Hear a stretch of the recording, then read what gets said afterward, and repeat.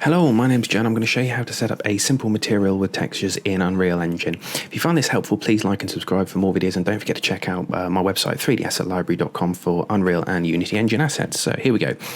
What we're going to do is we're going to, as currently we've got this grey checker here, and this is going on the principle that you already have your textures, you've downloaded them from somewhere or you bought them on the Unreal Engine marketplace, etc. And you've got something like similar to this where you've got your colour, your blue, and then you've got something like this, which is occlusion, roughness, metallic. You may sometimes get these separately, where you'll get like occlusion, roughness, metallic, but it's a similar principle.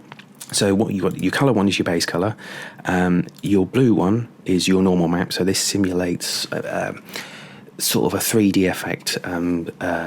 Imagine a tile. It simulates the grooves in a tile without eating into a ton of performance. Until you'll often see, if you go into computer games and you run up to a brick wall, it looks 3D until you get really close. Then it doesn't look 3D, it looks flat. That's a normal map simulating that 3D effect, and that can really bring things alive in games and 3D in general.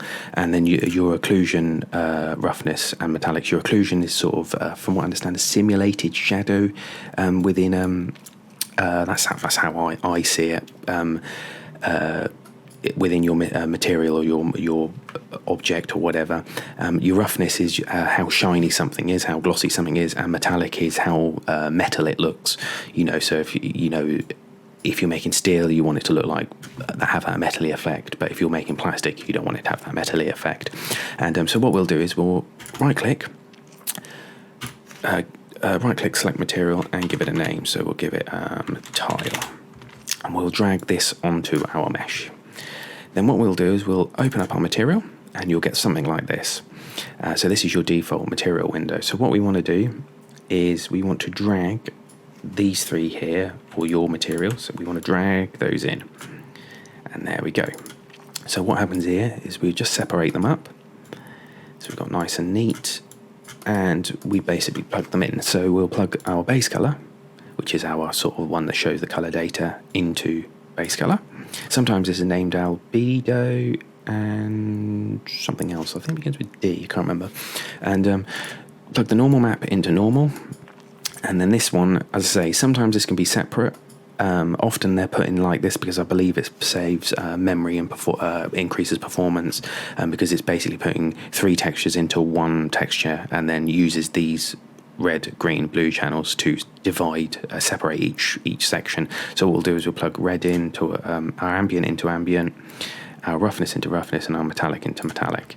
And you can see here in this little window here that we now have our material. So what we can do is press save, and we have our material here. And what we can do is, you can see that the tiles are a little bit too small. Well, they might not be, but I've decided they're a little bit too small. So what we can do is back to our material, right click, texture, coordinate.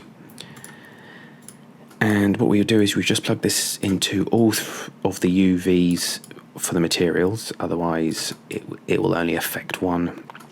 We want it, when we change this value, we want it to evenly affect everything. Otherwise you could have this be really small but this be really big, and it just become chaos. So what we'll do is then select our texture coordinate, and if I switch just that over a bit there, and we can say we want this 0.5, 0.5, always remember to save, and in theory our tile should be bigger.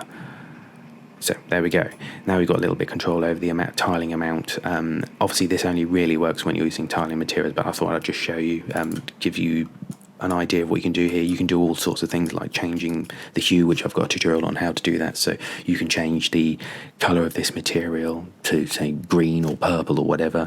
You can do all sorts of things with this. So yeah, if you found this helpful, please like and subscribe. Cheers.